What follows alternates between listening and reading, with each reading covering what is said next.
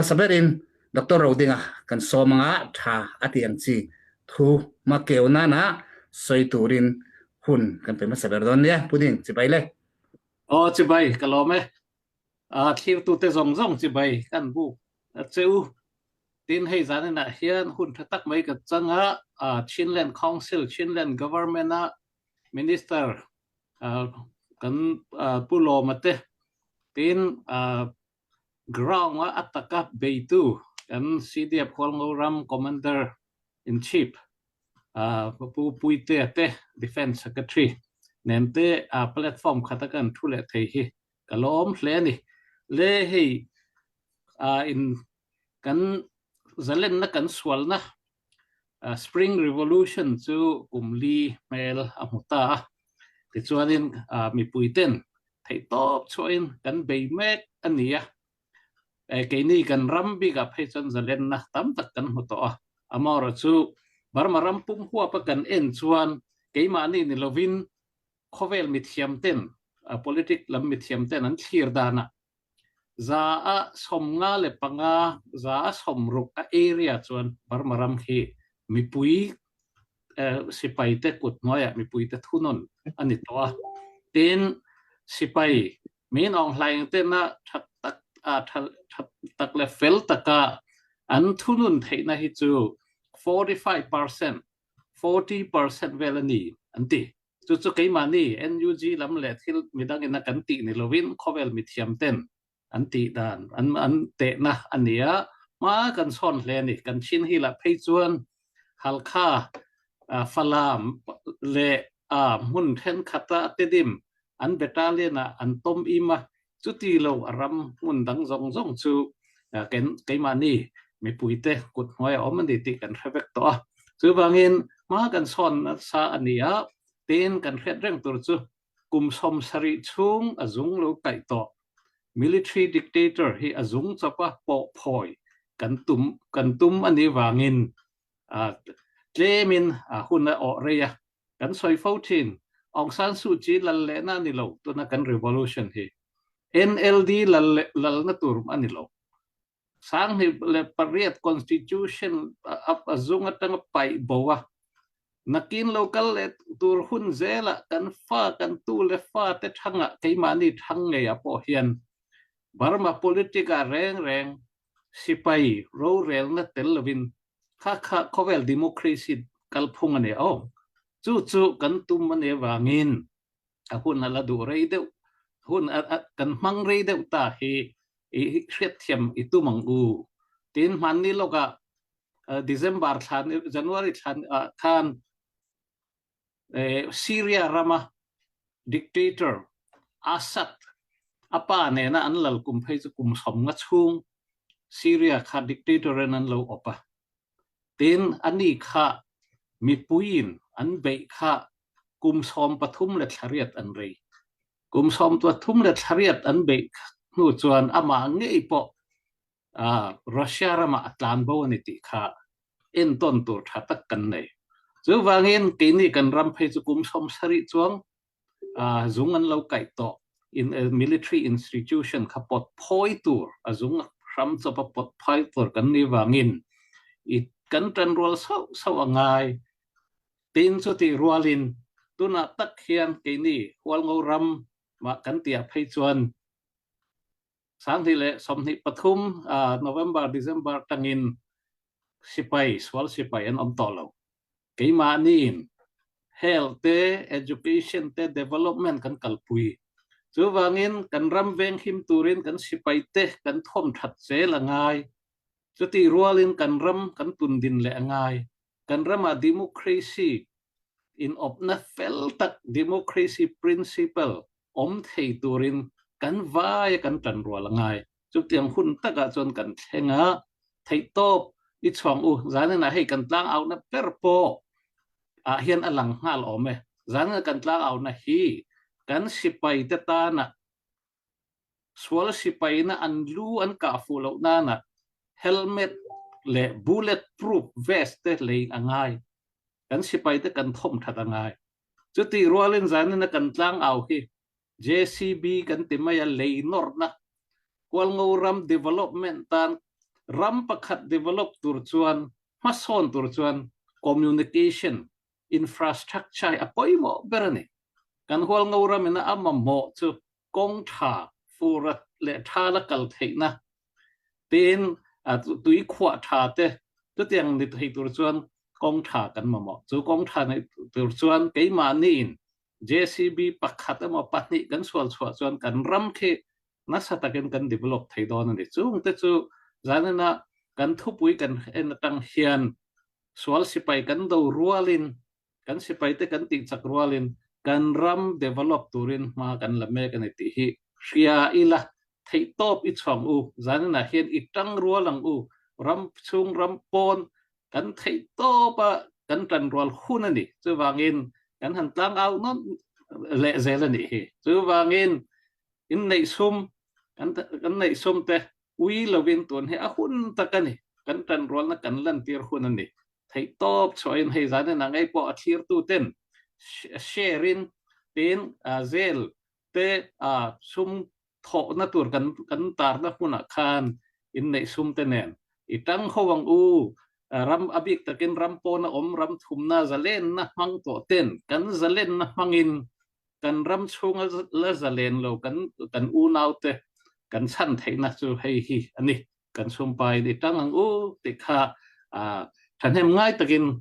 มาสับเบระกันสวยดูอันนี้ตลอดไหมตักเนี่ยนะเฮียหุ่นกันมังไทยตัวที่เรามั่งปฏิยา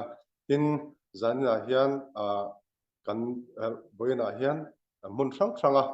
มินทีร์ตัวเตะจงอินไทยตบมินชัวปุยละมินจันปุยละที่กันดูจู่กันตันจักนะอันนี้กันวอลเฮียนกันจักชาวเซลโดนอันนี้อัตเลมตั้มโมเราอินไทยตบเป็นมินปุยเจ้าตัวรินมาใส่กันซ้อมดูอันนี้พอเลยเช่นนั้นกองสูเช่นนั้น government กันเนี่ยกันนี่ให้มีอัศวการะค่ะกันนี่ตาสังหิเลสมนิปลีเฟบรุรีนี่ขัดขานเช่นนั้นกองสูลินมินฟอร์มาที่ส่วนที่เห็นให้มีเทรดลำปังมินิสเตอร์อาจารย์มินรัวตันนี่จุดอย่างส่วนนี้มากันละมาลากระหักขบไหมตัวน่าเฮียนสังหิเลสมนิปลีโนเวมเบอร์ถ้าเจ้าคันให้มี taxation law ค่ะกันเนมเฮตเฮียส่วนบ่จุยนะกันในงานละสังหิเลสมนิปลีโนเวมเบอร์ถ้าจังคันบ่จุยนะกันในชาวtaxation ฮีตัวน่าเฮียนไกมานี่ดานจังส่วนให้มี local ให้มีlocal government นี่นะอติตัวเล่ชินเลนสรการีนะอักขนตัวรักค่ะการมันเทียร์ฟังการมันเทนฟังอันนี้ฉันจูself determination in กันกะละจูมีนี่บางส่วนมานี่อินดันเลดุนค่ะกันดูอังทาลินกันดวงตาส่วนดันเลดุนกันดวงกันตีอาพวกขันมาสาอินบิลคอมมิตี้อันปุลุทอตันนี่บิลคอมมิตี้เฮียนให้มีตุนมาMLA ลดดอกปูเสลในเวลาขัดตั้มตะกันอมตาจุดอย่างตั้งชวนินแค่นี้แต่แค่นั้นหัวงรำอังเตจางเงียรำอังเตลาวตูอังเตเจ้าเพยรำอังเตขัดอย่างตั้งขานินrepresentative ปักขัดเจ้าขันเนี่ยจุงตะชวนินดานอุปริเจียนค่ะอันเอ็นโจค่ะเฮตาลดดอกอันเป็ดเฉาเป็ดชินเจ้านี่ลดดอกชวนสังหิเลสมนิอินทันปุยจังรันติงกันทันตินเตกันลุดดอกกุศลเตขานินข้าด่านขันเราเอ็นนนเลยอามาเราจุดตั้มตักยังไงมอเสียมอมโตทินละว่าฉันจุเหตุบิลคอมมิตี้รันกัลชาวนิตัวบางอินจู่กันด่านกันนินเนมเหด่านด่านรันนี่ชาวด่านถ้ากันสวยมาสานี่จุดตาจวนกันนี่ taxation บีกับจวนจินินกันเช่นกันตีค่ะfederal อังกันกะละวางิน separation of power in power sharing ขันกันกะละ local เล่เฮลายาจุงเตค่ะอินอังขัดอันนี้อันมานี่ power sharing นะโซนะขันจุดอย่างอันนี้บางส่วนกันขมิเชียคนจุงจ้างปอนิเซ local นะคนตัวเล่ helai sarkar puina khontur kan da sarkar puya khontur te hi chu atlang puin commercial tax kan ti sumdong mi te motor ran kala changa khon khi ni ta adang zong deuh tho hi chu helaya localina achan localina khontur ania amaro chu chumi zona chuan localina khontura chuan te khin nan inle lo chiang chi te kha delta hemi zona hianin malak na tur tam tak kan neya kaini chau pon ni lo mi dang pon ni beka achan chu tun ma in le lo chiang chi te tam tak khon ani ngai lawa tem te chau lo khon thin ani bangin tuna chon a number tam dura ma se te khinan kum khata cheng sang khat tiang chi te chu tun ang huna chon artui pum khat leina ang tok vel la khalo ni ta ni chu tianga chonin kan mi puite thei to pa kan in awareness kan in pek na sa tangai em achan chu kan ni puite awareness kan pe anga kan ni puiten min tran puanga chutia he taxation manga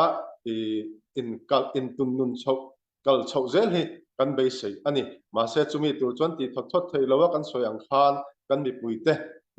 kan min angaya chuan hetiang taxation kan ti awang khan khami poisa kha kan du na kan ba mang chuang lawa helaya official na lama te journal lama te chuan kong siam na te kan mang ta ni te khinan hei ke ni hol ngorama hei chuan atakin kan mang to hei mi pui hne na donation kan khona khitiang zong zong khi kan mi pui ta khian chiak taka in lo en chuan tuna kan kong zong zong te thei to pin kan thei angin kan thei aya na sa zokin kan siama tin hei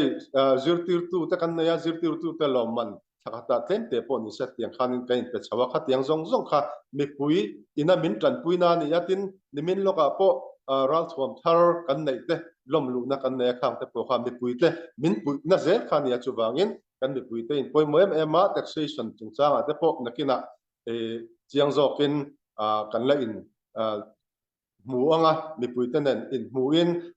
kan la in thil fia zel heanga achan chu sarkar pat kan ni chuan khat tianga taxation emo khatia ma kan la ka ngaya tuna ero chuan tam takati theilo te tanga kan tran chho hi angaya ni ti hi kan ni puite ram chung om kan ni puite pon min hriat pui angaya ram pona kan ni puite pon chu min hriat thiam pui angaya hemi konga kan tran chho lo chuan nakina keini tan revolution hun alo rei chuan foreigner tanga sumle pai ruwat chuanin thil tam tak kha kan ti thei don lo chu wangin ram chunga lon nyong ne mi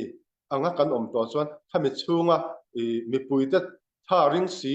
varin chan lituk ni chuang si lawa khatia mi puite ne na tang kopa ma kan lak zel hi poi modon ni ti kha masain kan soi du ni kalome revolution ta na mo Myanmar ram revolution ta na mi pui zalen na ta na nun na hlan tu zong eta tang zana chibai sang berin chibai kabuk cheu kabuk chutiang bokin revolution ta na put ke tak sapeng rang chan put tual lai cham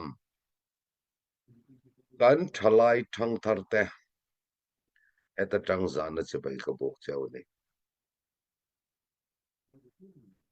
in thona in thorim na in nun na in thisen in taksapeng athon lo mi puin zalen na muzel mi puin kan thai ngel lo cheu abik takin hwal ngoram mar tarte hwal ngoram in engtikama athai ngel ngai lawang cheu ti kha kan soital masadu lo kan e ole kalome mani tong ngaya thu soi hi achak om thina mi dang u nau ten tum zonna fan zonna zuma min som thina revolution tan thanem ngai takin ka thut pui thina ama ro chu mi zo tong kan mang kan fellow kan hria thiam na tong tur tong in soi ro an ron ti wanga lai zo tong te mang thin kan ya mani tong nge ya thu soi hi acha om thin ka tia big takin kay ni hual ngoram chu India ram Mizoram state kan unaw te nena in poreng kan nia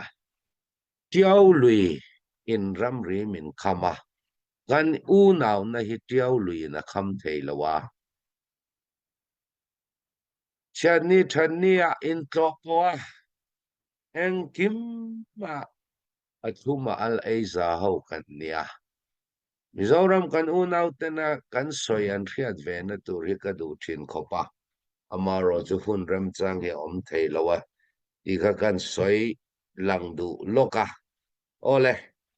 soi tur ka nga ka soi paka nuai mai nga ngai thak dan min lo tiat sak don ania barmaram ala zalen shilawa hual ngauram azalen to hual ngauram zalen na hi zalen na fam kim ala ni shilawa federal democracy mu kan la ni shilaw ti ka amasa in mi puite zong ina kan riat masaka ngaya hual ngauram bik te le na wangin mian maram pumpui bar maram pumpui ala zanen silo hual ngauram om mi puite in independent muto ang hiala kan ril ruput ka kan thak angai fi engkima ramzalen to ang mayin kanla ramzalen to kanla ni filaw kwal ngauram pakhatte zalen naka ruchele thayani achan chu sual sipai kuta tulu le thayani melma kan nei to loral kan nei to lo tiang mayak fatina zalenta ang riawa in ngai tamta kan omakhang kha afu berlo cha kala to lai kala alani ti kha I theingil lawang u kha thei kan la ni lo ti kha I theingil lawang u revolution he nuam kan ti wang le kan phur wanga hok kan ni lo kan tuina na po anilo kan ramin amamo awanga thok kan ni kan ram zalen natan atul na wanga voin nia hun pe a thok kan ni HPO khoi tu te hawa po fin wang chiam wanga thok kan ni lo atul na wanga in le lo tlan sana an hun zong pe a thok an ni kha mi puin kan riat angai kha mi puin kan riat angai chu tiang bokin kan khokong chumi khami siam kan do budget achumi khami sikul kan sadua achumi khami kan tidu wanga sumpai wangauram sarkara il thei kan la ni lo amaro chu khamia wangin kan thok lawa ni mia lawa in kung kai tu department in a thei dan to ken an thok zela hang ang ti sak kan du chuan mi puin cha kan pe ka ngai mi puin cha kan pe lo pon kan nei sumpai kan nei till in revolution kan thok turani hoinia gwalngauram thalai zozai enge kan ti kan muthu gwalngauram thalai hektizat zozai mazale na ramle namtan pen chuak du kan ommia lo gwalngauram zalen na hi para seng tur apar kan tur kha gwalngauram chunga cheng thalai te kan ni lo mi gwalngauram chunga cheng มีเทียมแต่กันนี่เรามีenganga mo thun siale in soya wal ngauram hi zalen to demokrasi mu maram zalen chaw ne lo hual ngauram hi independent mu to hial anga kanin ngai nu le pa halai tam takin e kan zalen na hi ven hi mangai zamani ti lamril ru pakat ma kan pulo lungoi lo na chete omle vui vai na chete omle khang zong kha in sai chua ka in ang chua ka ramtan enge ka tho ti omle to si lo ramtan na pen chuang lo ramtan na pu final khai pol tho lo tong chak kan ni le sin ka ria amak thin khom mai chu tang bokin re thaina har san na mani ram nge a cho kan ngei lo sipai ten min petu tok chu an om reng ani cho kan ngei lo e le bar kan ngei lo sangka ko somre pariat kachina training akan kalain zuk le muam chu sei su kan mamo sille fans ang chi tangyal po pakhat ma kan dong lo sipai nu le pate an in tong tamber lo po kan nei lei lo kan fapa kan kau hong don atam zong in fanu in fapa hi ina in enkol thei lo wang lo enkol thasak teu kan ni ti in thei ngil le a an thale in ha heu le sia live kan pe a kar khatte kan pe in mang an le ron khoi le ru kan enkol thei lo in ti le sia in tong ka ma lo po an nei lei lo lo nei turin mi he revolution hi kan tho kachina kanom laya poisa hi ni khata cheng khat kan dong kan kota kan dong ha cheng khat ting kom kan khata sa voi kan nge kan ei thei voi ni poisa faya kan kota kan don chu e KIA in sipai pakhata uniform tan mat chat anaya kha kan tho a tho dem de win kum to pa poisa fain cheng za somruk velan donga a thok tam de win somni te somthum te somnga te somruk te kan dong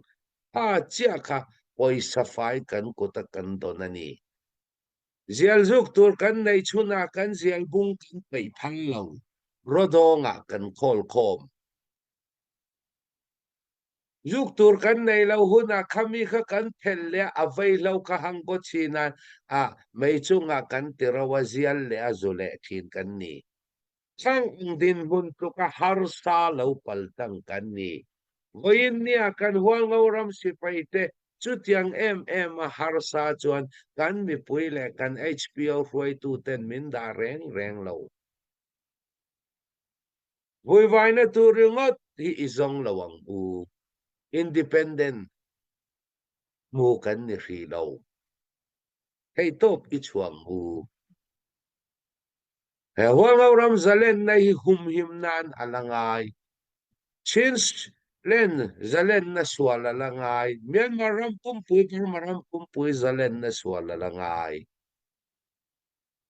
chu ngun takin nu le pate hetatang ka fui du cheu ka fiat ter du cheu chu tiang bokin he revolution hi eng department pon rose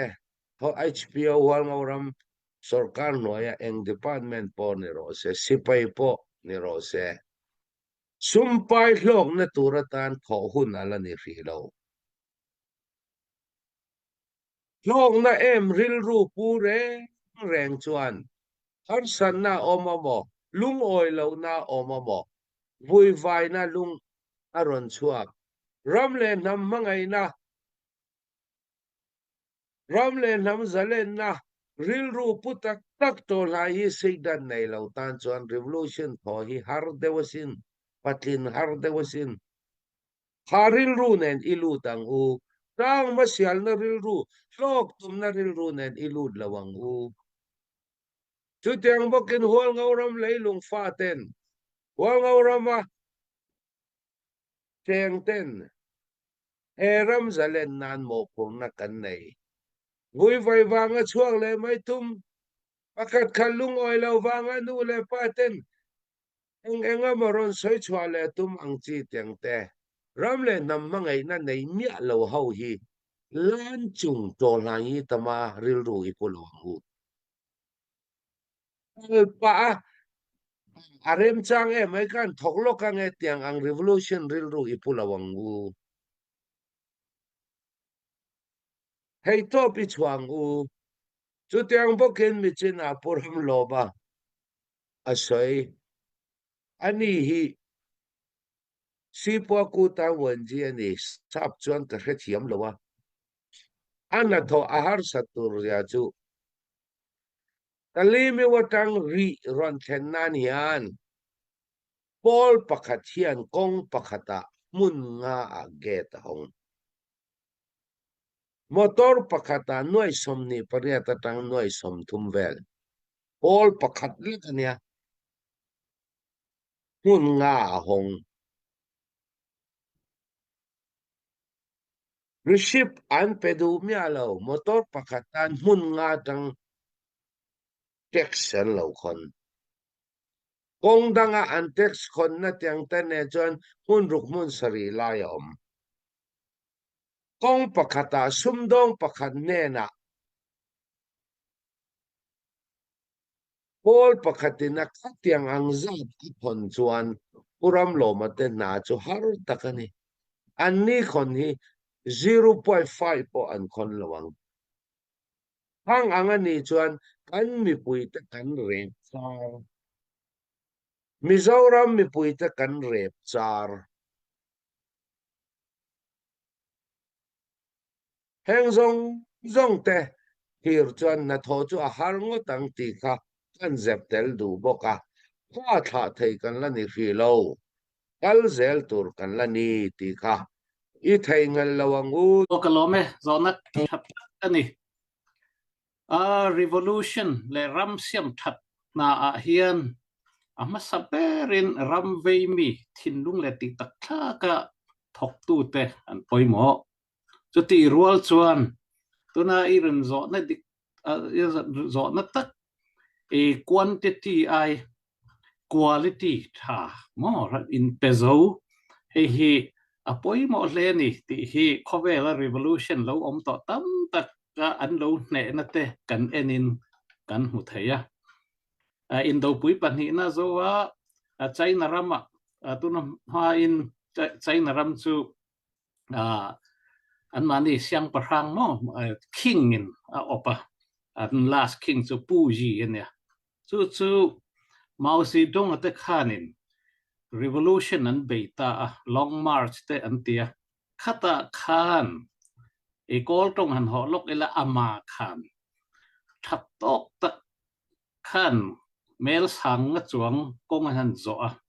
te khan mi pui khami ama khan mi tem te ramta na thi huama in pe mi tlem te tang rual awang khan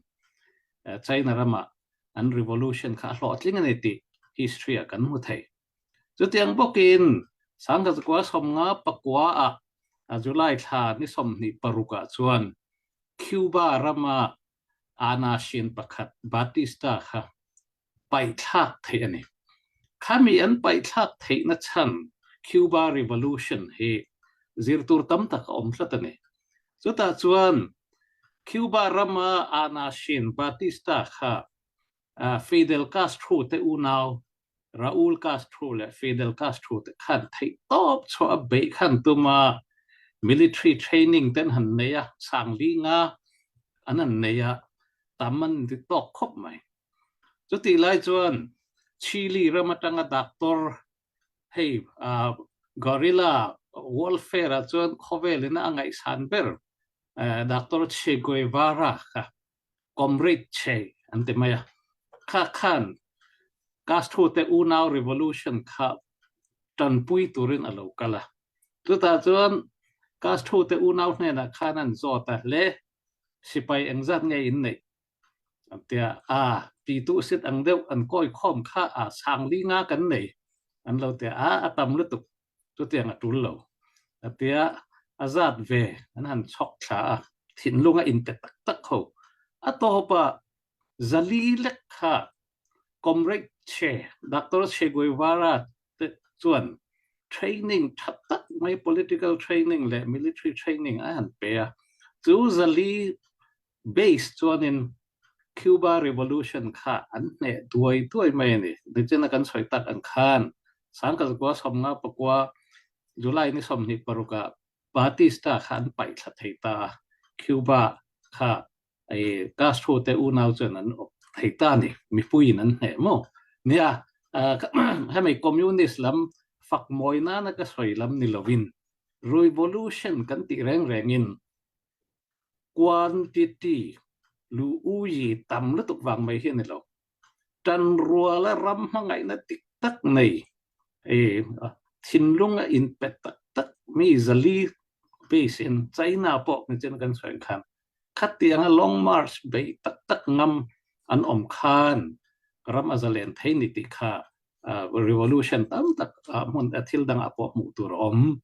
chu wangin kan hual ngorama po tuna a quantity chon kan tam lo mai thai amaro chu kan ram kan hangai na be tang kan tum na chuan kan in tuai hriam na khami quality kan nei that chuan kan ram he ram zalen ram tha kan siam thei don ni chuan thil reng chu khovel politica chuan hard power apoimo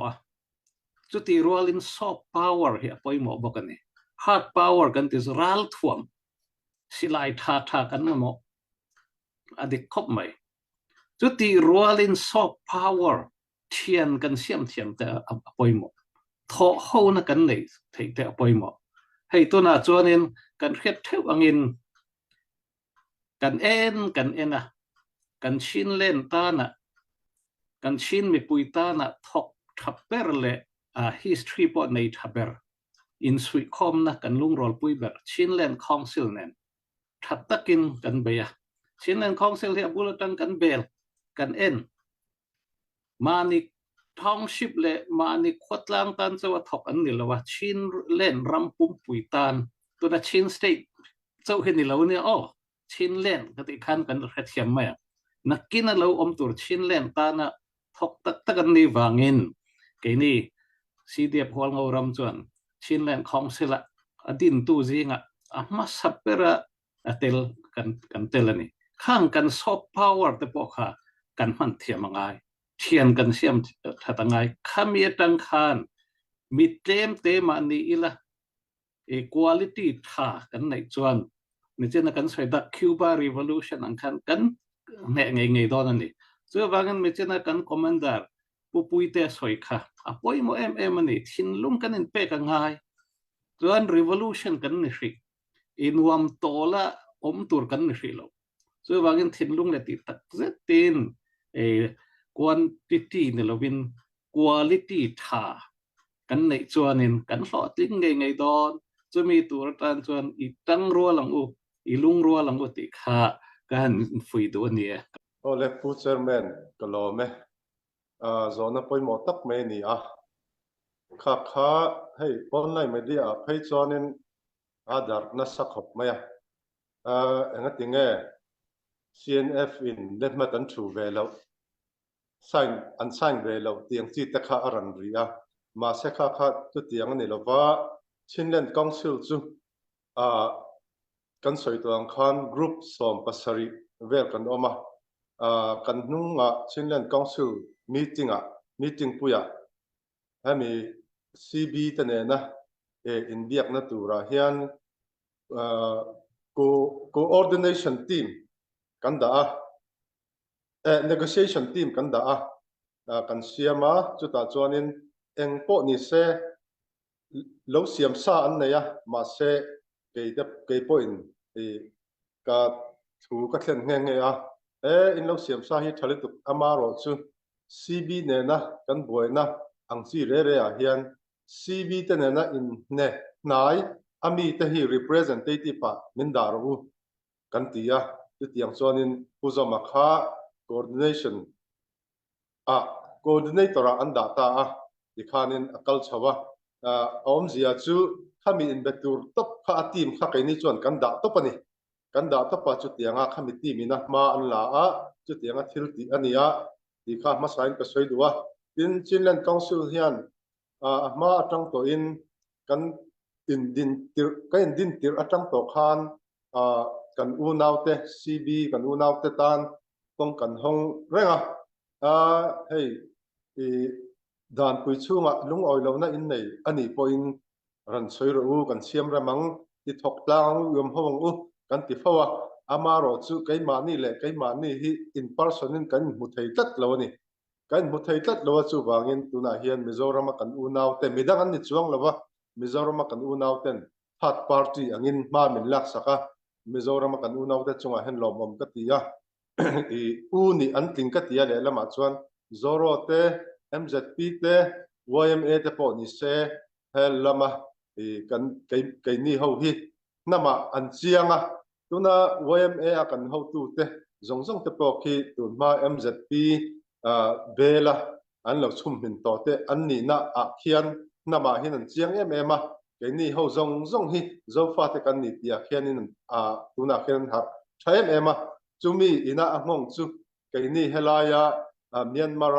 ule naw hetia inkara inti thiam lo ama po hian ma min lak sak chara alomam ka tia kan Mizoram Chief Minister pu laldu ama chunga po lomam ka tia ti chuanin nya kha inrem na thu kha atha kan tia ke ni point tun ma po kan lo tum ania atha amaro chu ahun le ni ero kha chu lat di lawani tuna hen chapchar ko thun te kha lo ni chu wangin tun nai me chuanin an mule tura kangaya achan chu kai hi negotiation team a khan ka tal lawa uzama ten tela amaro chu thu ka hiat danin tun nai me hian tuna tanga rei lo te hian khami chungchang dan pui siam non ang chi te po kha siam that ang chi te po kha an ti tura kangaya achan chu in rem kan du chuan atu ve po step down na ngai pon kan down na ngaya kan down me anga chuti lo chuanin in rem na kha om thei mi lo ani ka din na ngaya ka ding nga anni po an din na ngaya an din chuan in rem na kha om thei lo hrim hima chu wangin in rem na kan du chuan keima ani a po heng thleng nge kai nu niam thei ti kha kan ru a om ngai ti kha pakhat na ni se panhina chuan ZRA ne na kan bo ru ka hian Zoro malak na in boy khat chu CNF le ZRA te kha in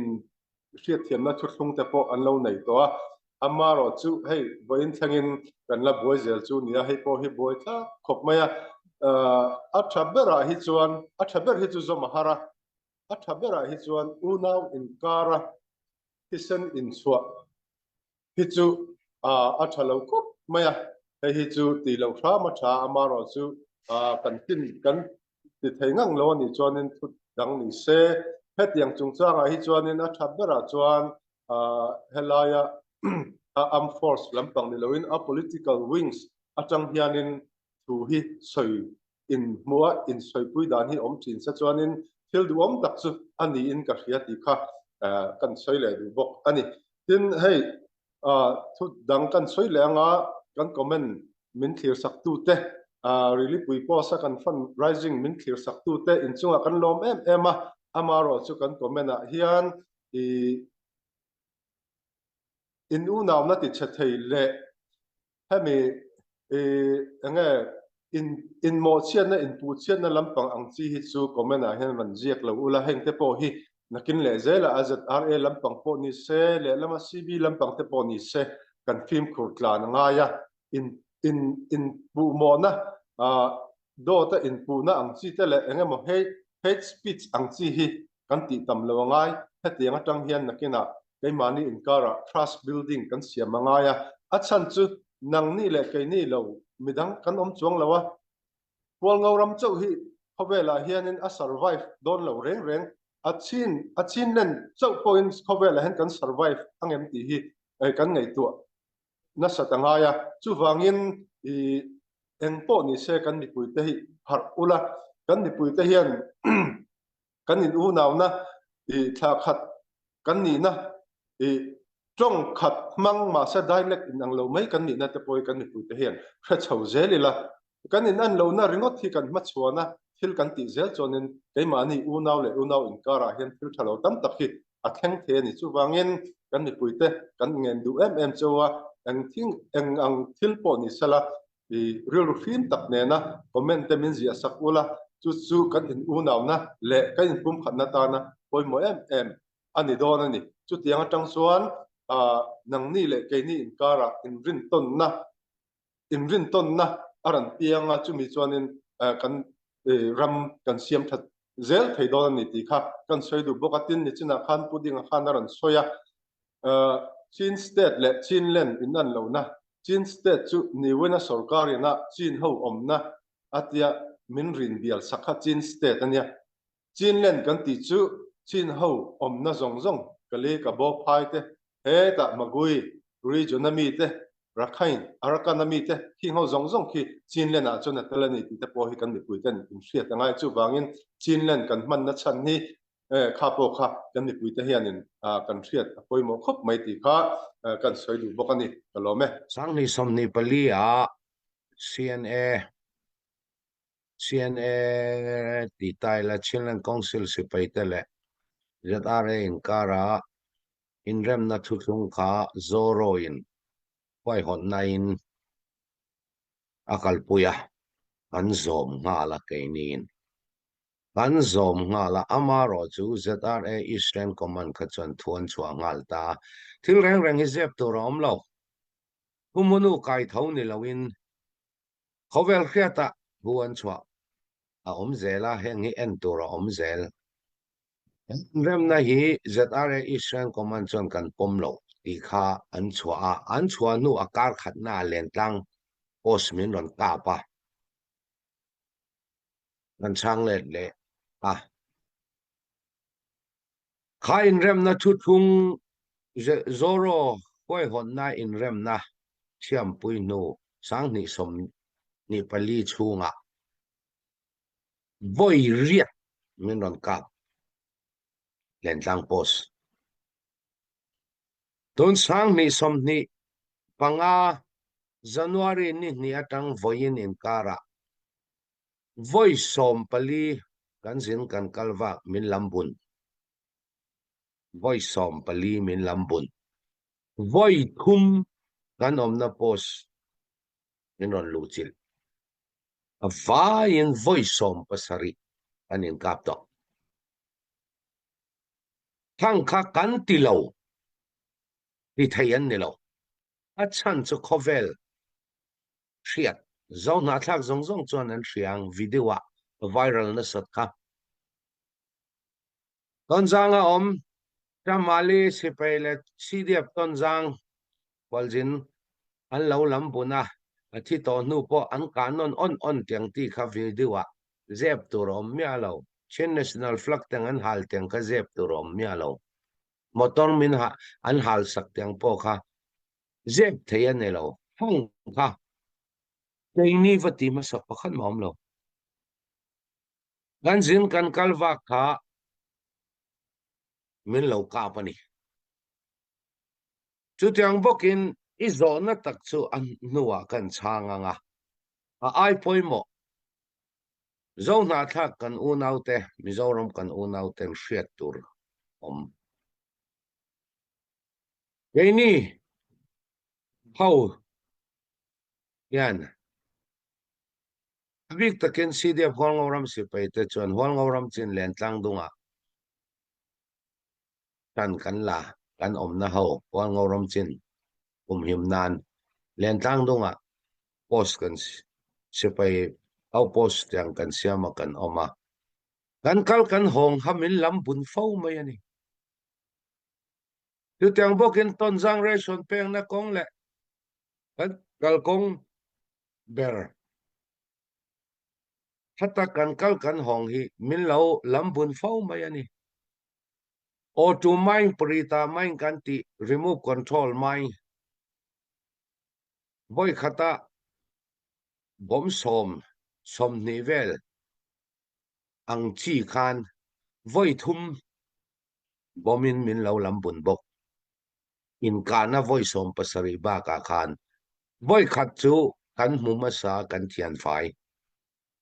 khang kha zep the ni lo an manin an puang vek kha dei po thi hia la min da kha eng hi eng wang nge a chan le awang zona thang mi puiten kan hria tangai a chawleng dam pui dar khai Mizoram na lan lam kong ta zampui tlang dung zampui kong puya tang Mizoram vai mun ko na mi khami kong ta phaiza recent pai book phir fartang khothar Mizoram chuan bulfek zolanti zote ya heng hi India ram Mizoram a rui hlau an tollu na sat ber na kong hawani Wangauram HPO win Mailo anaya pathian ram zawnan le rui hlau dauti atel kha kha ataka ti pui thina India ram le Mizoram kan nam puite kan zau na thak thalai thang thar suat tu he rui hlau dau hi taka thok tu kan ni taka ma kan lak tan na po Wangauram azalena chol sipai kan dau chuaka amma saber lom pui na thuron soitu kapuzoram thanga lalai ni MNF palai an ron tira Wangauram ria ka po kan la in kap zau fi lo silaya la rituar tor la in lom pui na sibai ama puzoram thangan a ai o in kan hun la ya kan lak theilo in la theya lom pui na sibai kamingin min buk sak ru ati awangin mi pakhat aro kala silai la rituar tuar chu ta chuan kan in sibaya lom thu po kalau soi nge an ni pon lom thu an soya a dot lea MZP Mizo zero lai polian Wangauram sarkar thar lom pui na chibai kan on buk chawan tia chu ta po chuan rui hlau dau kha an soya chu mi zo zoro chu mi zo central YMA rui hlau dawa kan tang tlang ang kan tia rui hlau kal kong lian ho kha kan dang zela Mizoram ta na dai theu kan ni Mizoram ta na thai to pa rui hlau lu na tur kong ho kan dang ani zampuya tanga vai mun kon lam chawleng dar khai nalan kong tuisen pai za buk phir fartlang kothar Mizoram chon bulfek zol zote kong harui hlau kal na kong zong kan dan ta ka an sum don na le donation an khon na kong aping chutiang bokin silen kong silen na rui hlau a halmi number 4 hong sang kha khang kong atanga kan sipai taman ani silen council operation ania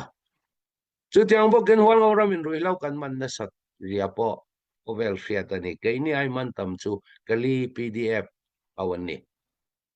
chuta kan soizau deu zelanga tuna zampui tlang dung te ta tui pui suang sang takin kalngam Mizoram NGO then khatte le media then khatte in chuan tun hi chu atlai deu lek to chan chu tani opium lo hi atang in amualin tang to pina omani tun chu arautan to hang an seng chua zong an tol lu na tur an phur chua na tur kong ho kha an ping ta tani ami sut ong tum an ni perani ZRA yan swal sipai adaw lo ti chu khovel khiat มิงโมยินสวยมาเสตุนาจนตีตะกากินสวลสิไปนอาจารย์ปุยจังที่สมนิปลิดิเซมบาร์ถ้าอาปอตมัวจังรัลทวมจะนีเวลาเปวอินนี่อาปอตุนจันฟมาร์สคานิลีอาปอเฮลิคอปเตอร์ปนีนอันรัลทวมสวลสิไปนเตดีมาอัตลักษณ์bulletproof lukhum an ma mozral thuam zong zong sol si pe na poya mi pui si pai obena kha an mani thajang mangin sol si pe norle le atum anin an rui lo tol chwana kong le an sum mu na ber ka kong ho zalen taka an lo paltang na kong ho kha Voi ni a hual ngauram si paite kan omta a chinlan council no si paiten omhun kan khota chu wanga tiang anga in kana thengani ti kha zorom kan unaw le NGO ten kan shia tangai nam le nam po anil ni chiang taka kan shia tangai an thai thar kani open thai thar a chok to ta hian soitur tam takom ton jang kan lak po khan ngai to na kan seng na sa in khatin buk som tel ten nei furmai ani chu sak ton engen ei ta kang ei tur a ai o kan pe thei box si lo heng an kani lo tiang te han suat don nila atlangin mualin a phar dei doi mai ani khazang tam tak seng a ti chiat chuan Lau siam tu ten ei turan nei don box silaw. Midang angin vai mim bu so thing marcha tiang kun thok pai to box silawa. Suman lalun na salutok siya kami atang. En teacher sar don rock ila. Ai o ei tur kan petay box silaw. Kan ril ruarim kom may kami ton zang kan lagatang kan. Hang zong ka an tol chuana tur an phur chuana tur kong hawa Chilean Council no aya Chilean Council si paiten khatele hual ngauram si paiten lan ping vekta sia khami tana hei to pa min ron nor an ni deu bera chumi dot lea Manipura ral thom keng the ho India Central Sarkar in ral thom tung tura atita ka group nga vel hian Chikhale ton zang lagle ta khalaya ommun kwartum anni chu wangin ZRA pol pakhat chau anni lau kanton ni chu teng bukin mi puiril ruwa omang in zona karon chang leanga Wangauram sipai te Chinland Council noi sipai te hitwal tha mang kan ni lau ti kha mi puin kan riat pot ngaya Dona media a Zomi group ate Mizoram NGO ten khatenan boy em hoi soi lo civil som pani man mintia kan man nge civil an nilawa hotina training and peksa ZNV haule an mani report pet reng kan kan hong report lo peal min lo lambun theina chan ho kha ZRA sipaite pon kan man saktele an contact le khabu enga mo kan man mi khami phone number contact atanga kan man ani ava in som pakwa man tur kan ni som pani chia kan lamana pro chukut kan thak lo Ama sobera ngalbol tlangwal pasari ZNV ni. Soy tur zong an soy chuak veka. Amaro chu. Kan chua masakber. Atsan le avang chu. Ngalbol kwa an thopui ZNV an thopui. Ngalbol kwa ZRA yin. Curfew apuanga. India darian no lampon chua palawa. Hamia duty tura a duty tu a duty zo hong kha ZRN an man lea kok tu dalana an puan soi saluma patni an soi saluma kami lung oilo a ania min chua chon Mizoram a thingzain kan tlang nga lang an tiawangin kan chua ngal ni khan le zan khan nuwa kan chuangal chuta thileng kim o min huang oram keima min pu thina khang hun lain meeting in chin lunga kom dei ta khachung amaro chu kan naute an fel tu ma kutan thak lo buk phir khwa tuna an chuang e chua lo ka khiat chan lo chu buk phir khwa AG pastor ani amidang aya lo enroll thu berani chuta po rongbol tuania eng poni se rongbol tun na thok lowa tenga lo thok chu apoi ka tia in thai chuan in tiam kam na nen lo chua ro u chukatia an chua ta nge chua ta lo kala chiang lo midang zong chu an chua thil tu an ne na tang chan le wang nei lawa man kan ni lawa kan sahim nan le kan nun na nei ve tho kan nia kan sahim na na go wa thu zot warning pe kan ni ti kha mi puin min fiat ta ola chu tiang pokin zombing muana lai tui pa tun ma thil ni lawin ani kha chu khat vela ni to kan bo zui renga i kanan khwa lai tu ya nu pui nei ani mi zo ti wanga man mai ani mi pui si pai ne na in kung kai na anei mia lo anu le pa te ne na po na heng chan chin a chua ka ni chuan kan thatang te nan vawa anu le pat anu te a chung te bai dong mang ang nuwa mala kan ni chawani ham kanan khwa zau phai kali ka bo kanan khwa zau ming muana muante a lai tu ya nu pui nei ani lai tu ya bai siam na dor hong ani mi zo ani awangin manan tuma than tuma wangin kel kang khwa tan chia an nu pain dam lo na wangin an dam thei lawa te di maronin en tir zok lo hong kha an lo mana voin ni theng achan chin shria to om to lo chu tiang bokin soi ming thanga vut bua khwa tanga sum dong thin haimol khothara pema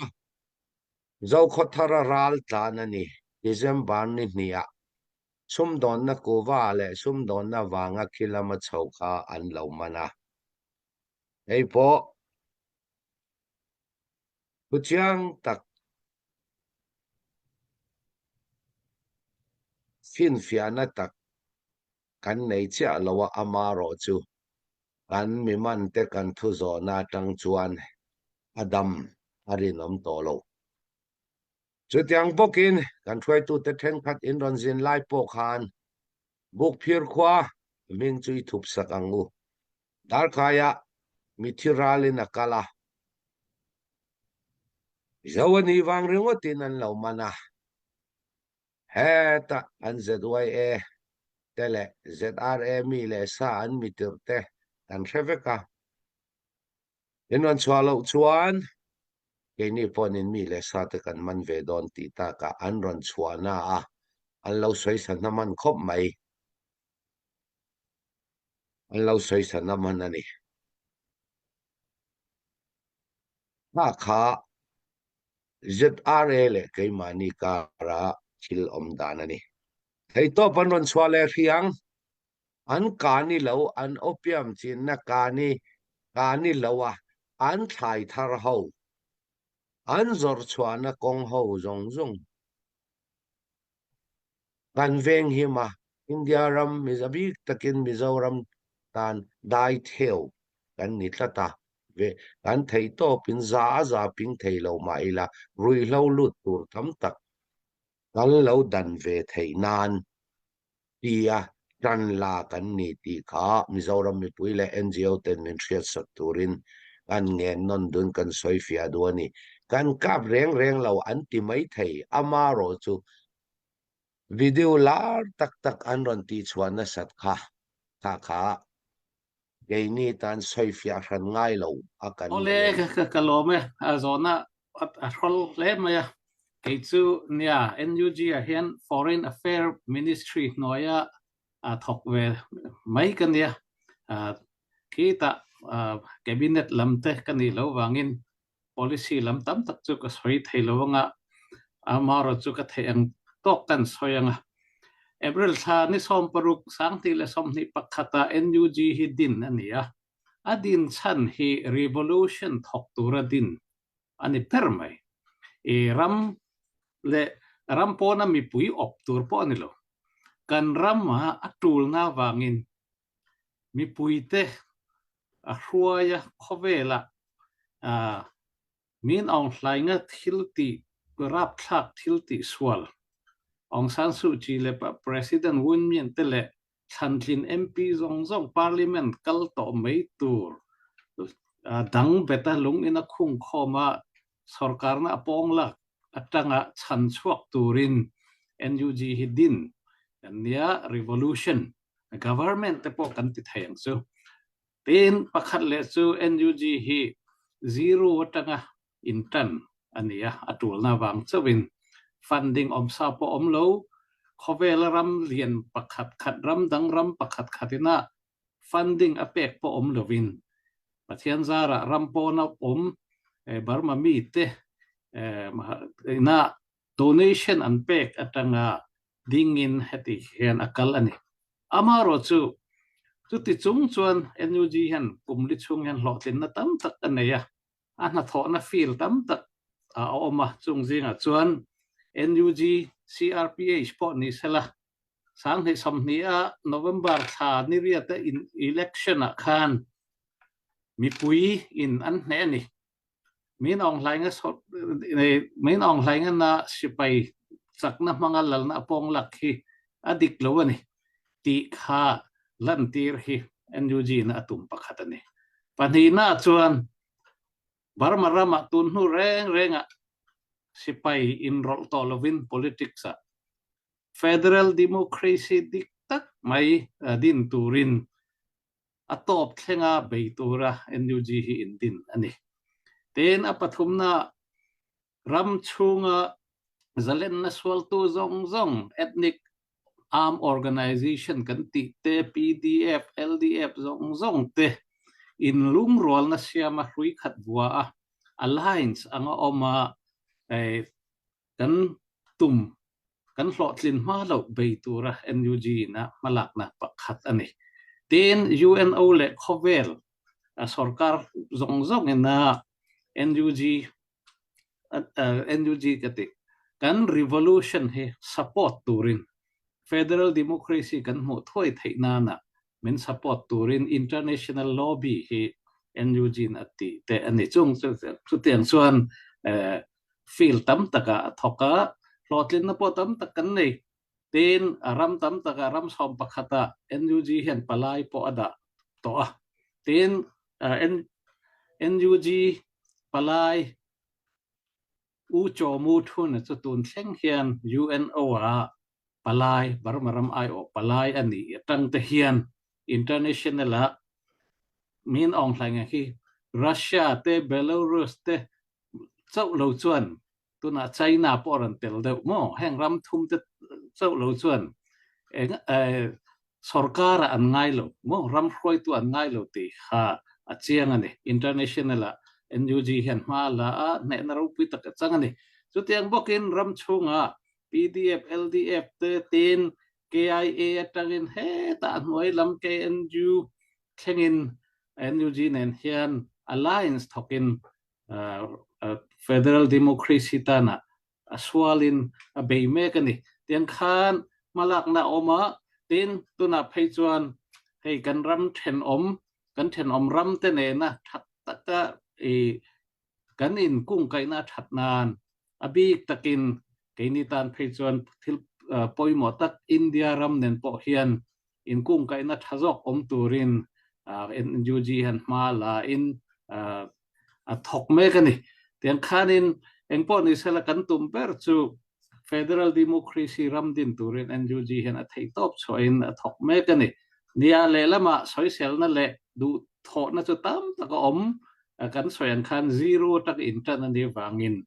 chung ta chu NUG na hello ani lo a hria chu wangin tu na po hen NUG chu reform te po tu mani tun local tur matha April tha tang pel phei khi chuan he kumli te po ni to a NUG hi in siam tha in effective malak na chak zok ani theina na NUG reform te po hi tu ma chung chuanin malak zel tu mani ato bera chuan NUG hian lalna khela kal ani lowa atana kan swang khan revolution ta na atul na wang local ania tutin hey CNF angte K3C te nena in bezelin tuna chuan atul phei chuan NUG chau ni lovin TNUG transitional NUG he din atumani etun ai zau zokin ethnic leader homo kachin karen achin hroi tu te tam zok nen khateng khan in hong takin akal zelani chuta chuan NUG hian thei top choin federal democracy tin NUCC na aziak federal democracy charter part 1 part 2 ang zelin federal democracy tan hena thok zel ni ti kha ka soi thei tok mai ro sa kalome ya sarkar khi kan thewa BJP sarkar atam thumna an ting chauzela BJP sarkar chu apian mang reng renga an policy reng renga atlema Hindu lam tan de chat mai aram chung tan himna ngai tua zual bik te an le wangin tun tam thum nan ran chel chho a phei hi chuan thil kein ni tan phei chuan thil du om lo tak tak policy ran zam chhuaka ama saber chuan January thani khatatangin free movement regime kan ti FMR tuna ma kumrei takatanga British hun lai tanga India le Burma ram khatakan omlaya tanga anlo man British na heng mi te unaw anni zalen takin passport visa omlo an inkal po ton turani ti ang chi kha pai bo revoke turin order te an chhuata tin heta kan soithin FMR hi Burma ram le India ram independent ani nu po khan la chom nun zel ani India le Burma tiau luina danga Nagaland aputepo ni sela Arunachal rama tepo ma se hemi te hi unawan ni international boundary na then rang member chu wangin passport le visa lovin an kalpo ton turun ti kha thuthlung kha ziak zelani abik takin sangkha kwa somnga panga phei chuan champhaya in the India Burma border meeting te an neya chunga chuan chin hi la tanga zipeng DC thongchin thangate SDO pusavu te po antelani sangkha kwa somnga panga chunga chuan KM somli thlengin passport visa omlovin an kalkai turani tiawa poisa thlengna sum thlengna te po hon turani tikhan unua sarkar le Nehru sarkar khan India le Burma ram hang dei ni maila Chin le mizo te unawan ni ti khimin khetiang ke manin kan khetiang lo zok kol le vai sarkar min khetiang zok chu wangin free movement regime te khat kal zela ni atoi zong soi ila sang ni som paruka po khan Aung San Suu Kyi sarkar lai khan India nen in bethale in KM somli kha KM somni panga an la da zelani chu India in slipin border fencing ten rantia khang kha kenitan phejon thil thalo takani ni izona khan kal le katum thawanga tlemen a background kan sayanga ten chu mai ni lawin manni loka rei bak lawa India rama state pali nena order India ram home ministry na chwa enge ti chuan tunahma restricted area permit protected area permit kha mangle ro antini omzia chu India kan jin chuan tuna chuan tunahma khan India visa India lu phalna visa kan lamaya sang ni som pakhat tang khan in Mizoram te Nagaland Manipura permit la khan ngai lovin foreigner khadu to kan an zin theni tin leng pui airport amo foreigner register khat ziak lu mai khan ne mai form fill up mai kha central chuanin January thani khatatangin PAP protected area permit ha mangle turin a force tuna chuan tu da rizwan e Mizoramin ala king ko lo mai maya central chuanin order om vector om zia chu tuna India visa kan lak chuan kha an ran mang tak ani chuan Delhi thengchau Calcutta thengchau kan zin thayang tin Mizoram te Nagaland te kan zin du chuan India khanin Home Ministry protected area permit kha akhan pa visa pakhat le kha kan dilangai don ani mo chu tiang te chu ania thil har satak thil borok khir tak om chhozel don ni chu engtik lai point an mang thei don kha anita tuna chan Mizoram sarkar he ala in hong kan lom ani khang kha an man hun om chuan in ke ni tan po hen tam tak foreigner vazin kha chep don ani chu tiang bokin an stick thaya kan chwale huna po mo heng hi Mizoram kalem an ten si te exit permit kha har khir takin an siam thei don ani chung bel te chu om lo na na thei top kan chwat po anga yang chu kha min zo tum kha chu nin ka khia ka riat chin tok han chang ni ro sa Chinland Council hey kan pute ho po hen Chinland Council le Chinland government te po hin sang lem lawa council hen ren ti to pa thathawa kan ni vek thawa ngai la kan soyanga Chinland Council pha an indin masa sang ni le somni pathum December tha khan ading to chuan Chinland Council khan tuna Chinland government te Chinland parliament te chuan Chinland judiciary te kha February ni khat sang ni le somni pali khan min form le ni ti kha thata ila masai na thanga chuan Chinland government di ka hian cabinet member his som paru kan oma cabinet member som paru kan oma tuna hian thei angin ma kan la nichina kan soito kan soito ang khan pudingana NUG po 0 atangin kan tana tiang khan kaini Chinland government po kha budget ommi alawin thani chung kha dikhan kan dal kan om to pani budget om silo kan boy khop me ma se nulama chon budget ran om chawa dikha kan thei ang na kan thoka tuna hian kan soitong khan federal democracy kan kala chuan kan tumber self determination kha ani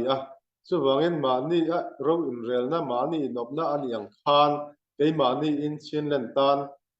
dan kan duanga chuta chuan Chinland parliament atang hian dan panga annem ngatoni chung ta chu Chinland parliamentary law te chuan Chinland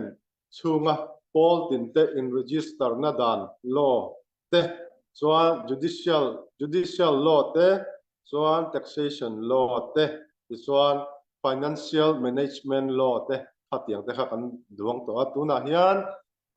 hemi Chinland administration law hi parliament chuan an zo to parliament a zo hian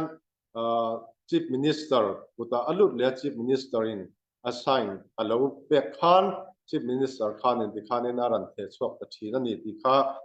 hebokila a thain karinga ti chuanin nichina kan soi to ang khan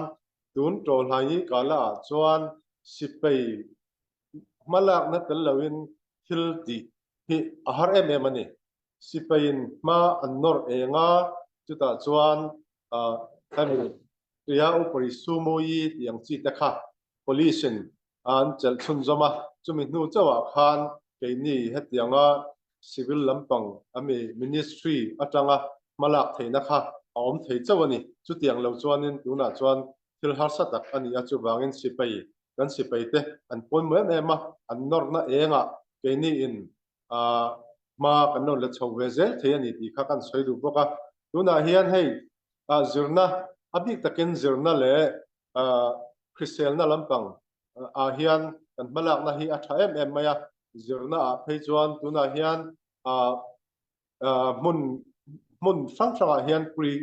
ให้มี pre college อันที่pre college อันนี้ที่จวนจีน National University เดปอ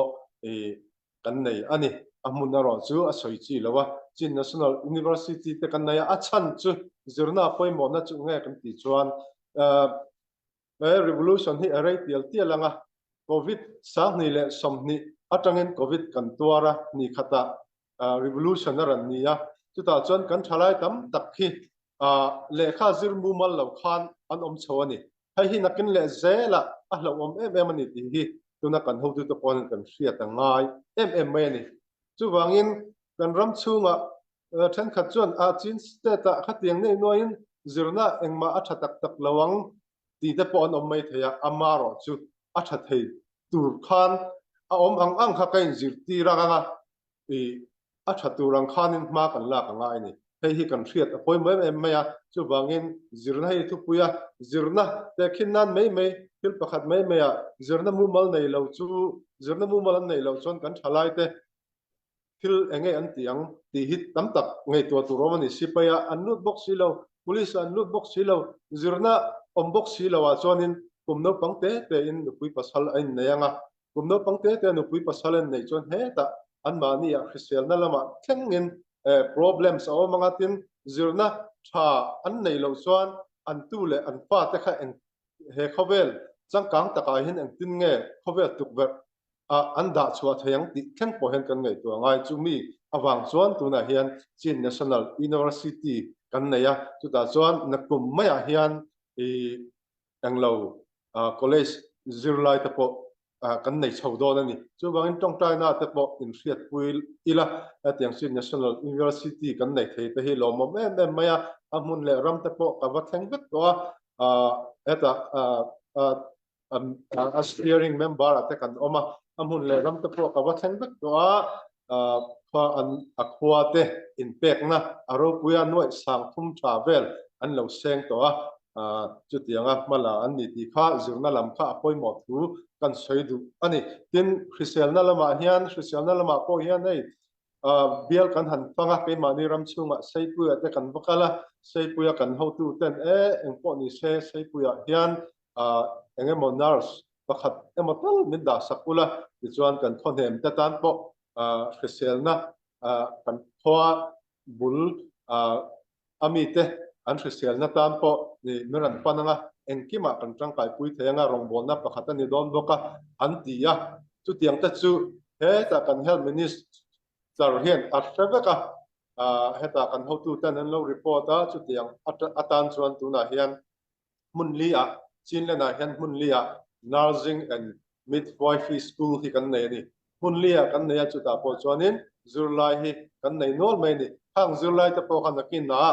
ด็อกเตอร์อินเชอร์สวดจุดตัวนั้นจุดฮาร์เลตุกะจุดวางเงินด็อกเตอร์กันอินเชอร์สวดมาสีกันมีปุยเตมุนละตักพอเตตักก็อมเตอันสุดเซลนะขัดยาชมโดลเทตูเอ็นกอลเทตูค่ะขัดยานาร์สจูไลต์ค่ะกันโมเอ็มวางเงินโมน่าอาสานเอ็มวางเงินจุดเฮลมินิสทรีแล้วมาจังเงินตุนที่สกูลมุนลีกันเนี่ยให้จูไลต์พออันจูทวิวมานักกินพอตุน่าจูหูอันโจหุน่าชวน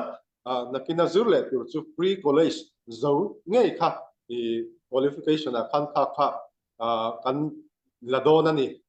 มาตุนจูหูจูพอสอบpassอันนี้ก็ชวนินที่ขานิน interview จะกันที่กันละไม่ตานักกินชวน pre college กันที่พอสอบปันนี้จะนูpre college จูแต่เจ้าค่ะเฮมินาร์ซิงเฮียนินอันละโดนนี่ให้ที่ทุกปุยไม่ชันจูมีปุยกันคริสเตียนเราชวนกันรำคริสเตียนโดนแล้ววะจูบางเงินกันรำคริสเตียนละจักเจตุชวนจิรนะเดปอนิเซคริสเตียนนะเดปอนัสตะกับมากันละอังไงดินให้ taxation ละมาไอ้นี่หัวเงาละมาชวนเรียนจ้างแต่เขียนนี่กัน ถกตู้เตอันออกมาจุดตาจวนกันมีปุ๋ยเตกันสุนดองมีเต้นเองหมอไปนี่จวนตาบ่ชักเนี่ยทับเป็นทิลกันตีจุดยังโน้ติโลอันออกมานี่พอยน์กันพูละนี่นั่นเส้นทางข้าไปนี่แอคชั่นกันละไม่โดนเป็นถ้ามีหมอพอลทิลบีกาเตสิไปทิลบีกาเตอังจีอาคานินหมอให้จุ text มินออลเทงตีอังจีแต่พอข้ากันบุละอินันสวยจวนข้ากันลงไอ้ตัวไม่ทีนี่ที่แต่พอกันสวยดูอันนี้ก็รู้ไหม มาสเปรินแกนี่มีปุ๋ยสิไปแต่จวนรัลทวมเก่งปอลมีปุ๋ยละมาจังละวะสวลสิไปละมาจังสวลสิไปตานาดาวจูมีปุ๋ยเมลมาปมสวลสิไปเนนอังคตินกันเอ็นจูมีกันสวยนะชันจู ZRA วันนี้แข่งอินสวลสิไปดาวลาวินสวลสิไปเนนตั้งกลางอินมีปุ๋ยสิไปอันดาวเมลมาอังอินกันเอ็นะมีเจ้ารำกันอุณาวเตงไอดานางาเจ้านาทักและเจ้านาทักอินดาวจุดทะเลาติจุกันปมเตเมวไม่อินเรมนักกันเสียมดูอันนี้จวนสวลสิไปอันตันสนางายมีปุ๋ยสิไปละมามีปุ๋ยละมาตั้งสวลสิไปอันดาวแวงไอติกะกันง่ายป่วยหมดว่ากันเจ็บเตลโลกะมีปุ๋ยสิไปแรงตู้มีปุ๋ยสิไปปนนิเซมีปุ๋ยตานาดาวละว่าสวลสิไปละมาตั้งสวลสิไปดาวเตคินนานาชันนี่ SNA อังจีเต ZRA อังจีเต BGF เตเลปิวโซทีเตค่ะสวลสิไปอังตุกะสวลสิไปเนนอังคตากันดาติค่ะกันสวยเตลโลกังจุดยังพวกอิน ZRA อินนับป่วยสวยเหล่าซิวิลจงอันป่วยคอยนัดชินฮีเจ้ารำขเวลและเจ้าหน้าที่ขเวลนักการเสียต่างายสังนิสมนิปฐุมาดาร์ขายมีเจ้าอินงาออกมาอัลสกาจุดยังพวกอินทิ้งไล่คนเราสวยสวยคิมขจุกกันเสตางตัวจุดยังพวกอินไล่ตัวยาเฮียนมังประคัดินจดอร์ห้องอลุนมิงก็สวยแล้วงคิมิกงจินตำตัวนินทรียงตาฮันโนข้าพวกข้าเรามีรามาอินอมเทลาวตีนันนัดสวากาโกอินเนียอัจฉริยะมูตุรอมโตโลมิเจ้าควอลเจนคัลวาเร่งซิวิลปอนิเซเจ้าปาวินปาววันที่อันที่อัมลาวเลนสวยสเรบเจลข้าตักทิลแข่งอันนี้ตีข้ากันเจ็บเดลเลวดูแลบกะจุดยังบกินนิมินโลกะรัลทวมทารุตัมตักกันในทาร์เลอปะเทียงของไอ้นาซาระเฮมิจงมีปุยเตเนนาลมทุสอยกระดัวมีปุยปอยสักันชูสักละวะวังอรามามีเฮาซาซุมดองเต้นซุมมินทอคอมสักรัลทวมกันเลยจูอปุงลวินมินปุกตีระมินปุกสักตูมินปุกตีระกันปุกสักข้าคันรัลทวมอัลโลมินกันเลยกันรูลเลเซล่ะซอยนอปุงเหล่านาจูซอยกันรูลเลเซล่ะข้างอ่างท่าเหล่าทอตูอัตตะกะจังไทยละวะชุมปายาอปุงละวะมินปุกตีร์เทียนตูซงน้ำตีนั้นนี่ข้างซงจงปัจจัยมิงินลมถูกสวยรัลทวมฮิปนีขัดิมกันเลยง่ายต่อละวะล้อมินกันเลยถ้ามีเลยนา HPO ซุมอันใดกินบักมีปุยมีตอมง่ายแต่อปุงละวินทักขัดแต่ชันนี้แต่มินปุกตีระกัตยารัลทวมเลยเทียนกันนี่จุดยังบอกเห็นตุนมาอังินการละก็คอมมิชชั่นตัวละวินเช่นเล่นปอนแข่งกันแต่ละอันนี้รัลทวมมันรอนเก่งแต่กันเอ็นกันกาลินซ้อมมาซ้อมปนีมาซ้อมปงมันกันเก่งอันรอนเก่งเจ้ากันดูกันช่างจุดที่จัดขัดที่จัดอินมินยามไทยล้อมีกันที่อันรอนเก่งต่อจนสรันดูอินยามเสียงซ้อมเลยตัวเรียนสิไลปกติซ้อมนี่เจ้าพอมินยามสักจนสิไลซ้อมมาจน ตาสิลายประคันมันนะช่วงเลยสมทุมเช่าแต่มินเนียมไปจวนกันตุมไอตำกันเลยเซละอารมณ์เทียนคอมไม่แห้งร่องพอฮีปัทยานทันปุยนานีตีขกันเซบเตลดัวจุดยังพกินอิสระกันกชานมายินสิไปทาร์จุงจางสิไปรอนลูดเทียนกุมเทียงเราจุกันเอาเทียงกันหอนเตียและสิกุลและคาเซลและตูรินกันตียจุดยังพกินกุมเทียงต่อรอนลูดปอนูและปาเตนชวนลำจิตินเสียมินลักชวเลเซลฮีอันตุมาคตาเฮรัมตันทกตูรฮิอันคัดยังริลรูคานูและปาเตนกันปุตูรันเนลาตีกันสอยเตลดัวเฮรีวลูชันกัลจักนานะให้คุมลิชวงกันกัลตากบมูตักจูวันเงารำเจ้าเนี่ยเราชิลเลนปุ่มปุยอมกันพาสตอร์เตฮีแคมปิ้งในสักง่ายนกับเฮียปัทยันทูละมาเนลาวิน Revolution ตานพาสตอร์เตแคมปิ้งกันในสักง่ายนกับเฮียในงานฮีแคมปิ้งในสักง่ายอาจารย์จูชินมีแรงวันเงารำอบิกตะกินวันเงารำอากาศแต่ชินมีแรงจวนพาสตอร์เทกอังคาคริสเตียนกันเนี่ยพาสตอร์กันง่ายปอยหมอกันง่ายสางปุลปิตตังทุสอยตุพาสตอร์เตทุสอยอังเซลยันกันทลายเตเลกันมีปุยเตกันกัล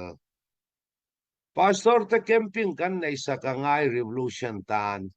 กันทันทีเลยละอับราฮัมตังจันนี่ละกันไบเบิลกันเชียร์มีฮาวาปัทยันมีทันเตปัทยันมีรวดบิกเตอับราฮัมตังบุลตันินมาอุชียเตเดวิดาเตลตุนปัทยันมีและปัทยันมีฮาวคานรัลันดาวเนียคริสเตียนกันนี่วางรัลดาวลาวตูร์กันเนลาวารินนัลตังรัลดาวลาวตูร์กันเนลาวาอับราฮัมปอนรัลดาวมาอุชียปอนดาวดาวิดาปอนดาวลัลโซโลมอนปอนดาวจูวางินเรมจังออกมาหัวเงารามาเกาครันพาสตอร์ซงrevolution ตันฮิอันอันเป็นชัวเวทให้นะจูมีปุยนูเลปาเลทั้งทลายเตเนนะrevolution อภัยโมเซียเลเสตนะคุลปุยเทียตุรกันนิเซียฮีวาร์ตกะอันเด็บเตลเทนันกันพาสตอร์เตฮาวฮี revolution ตันกันมีเชียมเต็นแคมปิ้งในปุยตูรินกับพูดดูบอกเซวานีจะเต็มบอกเห็นมิเชนะอามาสเปร์กัสยังคานวันเงารับฮี independent กันมุลาหู independent กันเคลง federal ดิตันดาระ regional सरकार पखत खेलกันนี่วันเงาzalen avangin engkim ala zalen khilau chia kala interim chia kala alani dolani kala alani ithengin lawang u ichan le awang chu HPO general conference kan zawa khoptin LLBN han santa ka thil magdo mai ka vo mia oma chen tui mi alo HPO ta in mang mi alo min daw dal tu hau khan zalen to tin to hlok na le ham than na zongin ron chu ngam tla ron chu chawani lo ngan CDM du mi lo voin ni thang CDM du lo zalen nak wanga na chan hau thengin bi le thu nei nan ron chu ngam amak khom mai aron chu tu hau hi voin ni thengin he revolution la soi selan ni sual si pai ne tir kuman ni khang kan ril ru kha itha kang u sual si pai ne la du fan le ni police ni wa sual si pai mi nong la aron che chuan kan por don chong lo chu wangin revolution thongai lo la ti hau khan LAB an la ron chu ngam tal khang ang sal ril ru kha iban san tong u ole in zona kan kai chho to nga ek chui man sipai ron lut kum thing to chu chuan lam chitin mangin nu le pa te ron hruai to lo ram ro ti ka ngen du bok chawanya I mun tam taka CDF tam chuan tina ti luinan ki khata sipai chu ti zati ti nan dilan eng andu lo chuan amanin an man tan to ani CDF tam tak le all tam takin hang ang kan la tilo aron luto kum thing to chu ngai takin ron dil to lo ro uti kha kan ngen du chawania bok into zona lama kan kai chho to nga hu valal vena kin long city a enge a soi chu ka felo hual ngau rama min ron to wanga aron kal chu hual ngau rama mi pui in opna alom zia min lom pui zia asoya chisen zom unaw kan ni tiaw luin kanin unaw na min daidan thailo thei top ichwang u athu soya pakhat chin sia tla ka kangai chu India sarkar hi afingania alawania ti ani chu ti lo chu thunom le thulom chawani asoini kunaron mangani lom puina chawani ta soitur tam tak kanai lo ole rui lo chung changan noi zali ei rumin tek khang khachu katong ngun to lu to ka kanui aza a chitinin min pu'a rui lo lalpa kani bing bayin kani lalpa te min tia wang ram chunga kani phun ngam pakhet ma an lo kan then a then chuan a ngal vekani kan ram china chuan sang ni le som ni pania po ZRA in ching lei rama an ven him nain kanian ron siama kan vasuat sakto wal ngau rama kania lo chu tiang bokin rui lau nen in kung kai reng in CDF dang zong en rui lau an man ti in felawang PDF kali le CDF hual ngau ram Chinland Council CNA che in rui lau ti tak en kan dau rui lau sipaina kan man chu voi thum kan man mi zong police kota kan hlan chu tiang bokin keima nge in rui lau ka man rui lau hang in pu chian na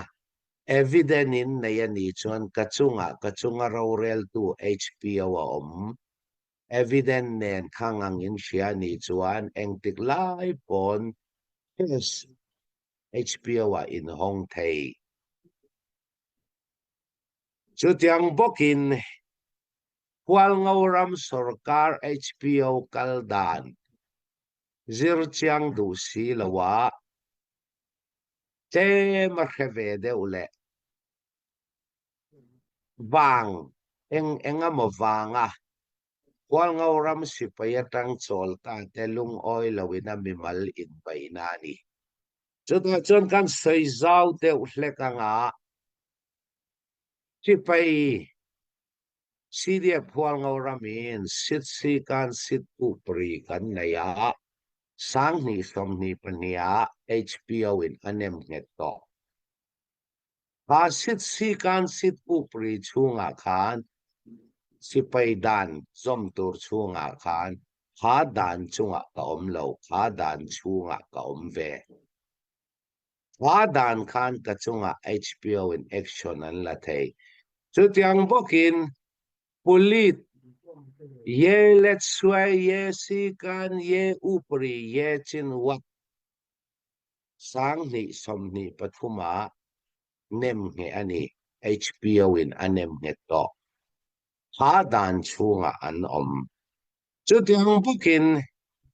pulit bul lo tan tu chu hai to pa bul lo tan tu chu boy pui tu zinga katel achan chu law and order tiao pri su mui akal theinan sipai vekena mo phona kan lakhi adik lo ama police department na omangaya adik lo chaw ne lawin kan in dei lo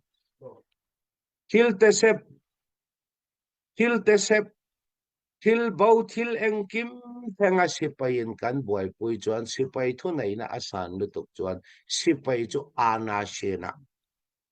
chuak thei pha wangin rang takin police kan dina khata ti swal kan nei police bul kan lo tan lai khan mi thiam le thok ngam an om lawa om ang bul lo tan kan ni amaro chu training an in pebe ye le lunga ye chinwat ye si kan ye upri ye le swai anjir na sa ve chu tiang bokin chel taka andin china police kha amani dan turin hum department noya om sipai noya an om lo sipai chu ka kwai ne lungchungi defense cha kan thok thil dang pakhat ma eng department ma sidia phwal ngauram sipai kan tel to lo ye ni chu ram ven him cha kan na ni chu tiang bokin HPO dan puya om sa sipai hwai tu keima officer deputy director assistant deputy director chin hi HPO khunai nani mani na impact thailo chu tiang bokin sipai chunga sit kan sit upri HPO in anem nge wangin sipai chung ko chunga in rel borna kha sipai kuta om reng up reng dong action in lak ang chin ngin kha war office sipai war office noya oma officer to reng sipai war office raurel na in khwai tu tur officer tur chin chu HPO wa kan thelu ta HPO in alo pom chawin officer ani thei kha thleng khan HPO in fel takin aduang chu dang bukin sipai kan in kai khwai dana war office noya uyi thau AGQ usi thana CE thana khaupu thana ten department pathum content sipai chunga raurel tam tak apoi mo chin sipaya tang yatu pan in no chuangai ang chin kha war office raurel na kan thutluk na po kha HPO kan peluta HPO ina anem he awai chuting ken sipai chunga tekhin na pois hoi ma sipai sit kan sit upri sipai dana ong swal khesang te mi suam ang te sipai dana tiran ani hang ang chi ap khan tiran ba ka omlo hang ang chi a khan direct in war office in tiran pe thailo pek mi kha HPO ina pompui na lawin pe thailo chuting bokin army chief ang ten min chua sipai hruai tu kanya chunga HPO a om ka chunga raurel tu a om thil engkim rel tu defense high command ka kwai ne lungchungi kongsi ala om thil diklo a omani chuan hamia khan min report thaya kha defense high command in min suspend thaya min ban thaya min shem thaibo chu tiang bokin rui lau ne kum kaya noi zali laturin rui lau khoite le rui lau sipayin voi thum wan ban kung zong ka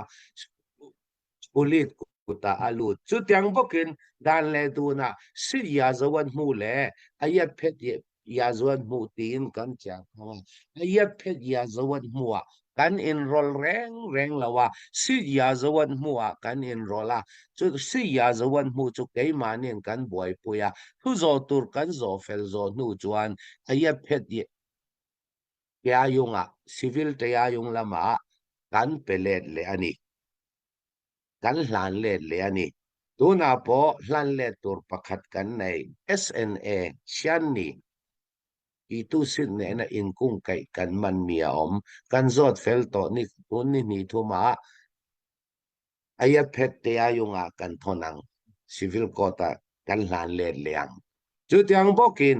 do ta in pureng hi na tong mun to lutuka chu chawala ni leinem le pukap kung tu na tiawa in lian ta sa min tiang ni min pialo ka zirtir hawin ka na in kha chuak to do na mon te ron ken sartang kiman office ta te ron hawa na tur ka nei reng lo in sak tur po ka nei lo ro chu pakhat ka soyang revolution ka chua ma in company pathum ka nei ka kut nuaya ni thok som li le pali ka nei hang zong ron tlan san ma ila kan no ei tur nei lo wanga he revolution ron thok kan nei lo wal ngauram ka mangai wanga ron thok kan ni kan nei tam tak tralin kan no poi fanaute kan ang lawa amaro chu voin ni apo hitachi pakat hitachi tuan pakat kala nei khamin na tho loin kan no poi fanauten an in choma khami tho loin min chom di kha kan zep tel du boka falam chung chang tui tak ka hello amaro chu nimin pia ni khatringota po thonan boy bom zale somnga chuanga tha chutiang pokin mi17 pangain nge falam le abul naya sipaya thak belle tok enge andin mun hi chiang takin lat thei ani lo ta chia hian kan tluk lo na lian takom ke ni chon kan hriat zong kan soi an ni chu an ngoi re maro chu ami chung changa slemin han bel cha du mi kanai an bel cha du mi kanai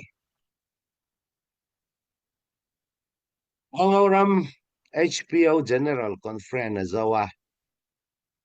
LAB thar in thang turin chu chua asiama in rem taka du maila in rem taka lo na tur kong ron zo tu zel chu an ni thina hotina le khan ron sem vea wal ngor HPO thu lo zom lo in thang lo turin order an ron chua roin nia mi zan masa zandar som le pakhat zandar som pale chan vea kem karon thlenga karon honna konga satom kholu tlanga mi tlem ten lo lea palakan lo tar lea te hi rim lo chuan in rem na zik chuak hi a har ngotang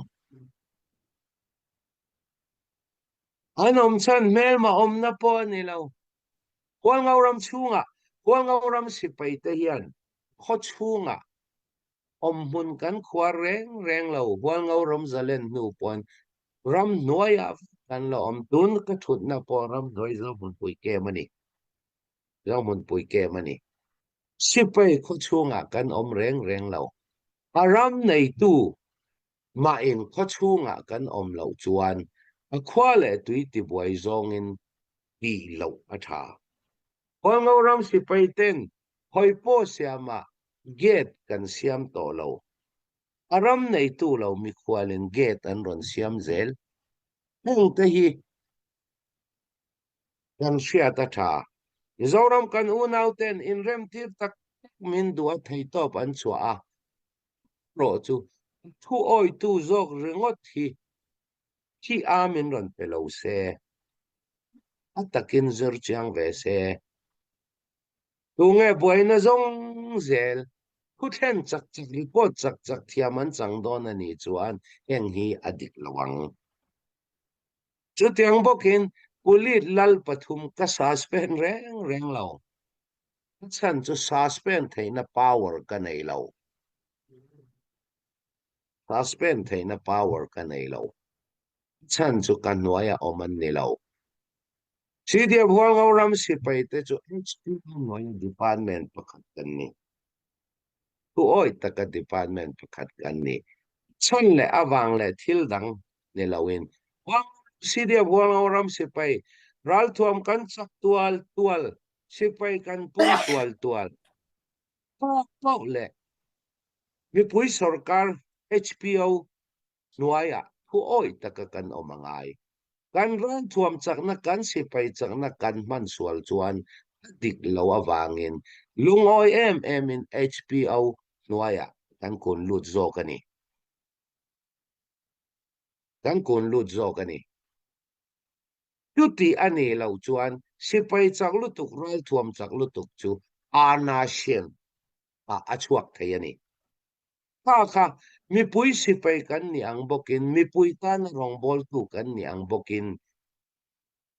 kan chakna le kan ral thuam chakna kha hunei na kan nei to lawa civil sarkar noya lungoi em in department pakhat anga kanom kan chunga defense high command om ti kha kan soi thei tong ro se kalom sanina hey amun na ground kan teleng chu sap tong an hoila ground a thok tak kan sipai ho tu pupui te sia lal ram lo mate nen kan han thu hawa kha ngai thak lok thak le mai thil om zia dik tak te kan han ria a tin revolution a hian in pu chet na mak pui personal in attack te political assassination an ti ang chi he atam du khop maya chung wang chuan nia pupui te po ni sala sialal ram lo po ni sala khatiang kara khan ril ru nual mai lovin dikna in riat chu aya poi mo zok ram le nam in mangai na wang khan kal zel ru kan thop chu in naw te ho zong ten nun na peto te po zana chibai kan bu an nun na pek na an thisen kong an sial na lungrual takin ikal zelang tin a clear tu te le mi pui zong point he kan revolution hi mi mal ham that na mai ni lo ram tu zong barmaram tu na million somnga palit chuang mi pui te nakina zalen na kan huna na bei kan ni chuwangin itang zelang tin poimo kati pakhat chu chin mi tara ni china sia lo ma po khana soi to in hu thiam lo na in riat thiam lo na in tai na tam tak om thei kan in u naw na ti che khopin tong kam chia le thalo I mang lawang u khai u naw vek kan ni ngai dan in ang lo hi om the ni amar zu khan hoi hom takin ikal chawang u ram idin tharang u ten keini lampo hian kan riat tur chu kan ral hi tu ngan ni keini hi enge kan ni kol trong chuan yan nga si piat hi revolution lai chuan apoimo kan ral hi tu ngan ni kan ral te tho pui kha tu ngan ni kan ral te tho pui chu kan ral an ni mai ti kha piat taka piat ta kan riat ngai ni chu tiang chuan ikalang uti kha kain fui do ni en pon ni sela hey India ram abik takin Mizoram te ponan konsan lian tak ka oma chung chu nge ti chuan barmaram atanga drugs lut tam lu tukte refugee tam lu tukte abuai na har sat na tam tak ai kan rama that lo wangin barmaram at tin hunat at that lo wangin Mizoram te Nagaland te tam tak kan tla har sat na tam tak kan siam kan ria tin khang zong tin hey cross border